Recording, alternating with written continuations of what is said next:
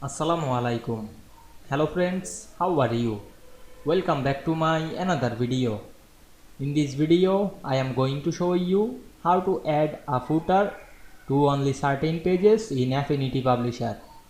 Let's get started. At first, we have to open a Affinity Publisher document. Now we want to add footer only certain page. At first, go to the window menu, enable the pages section. Then we can see here many page. Now we want to insert footer to this page. Select the frame text tool and draw the text frame down on the page. Then write your footer text. Then go to the window menu again and enable the layer option. Then go to the layer and select the footer layer. Then lock the layer and select the move tool.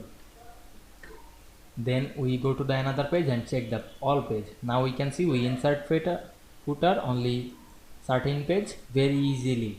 I hope you enjoyed the video. Please like, comment, share and subscribe my channel. Thanks for watching.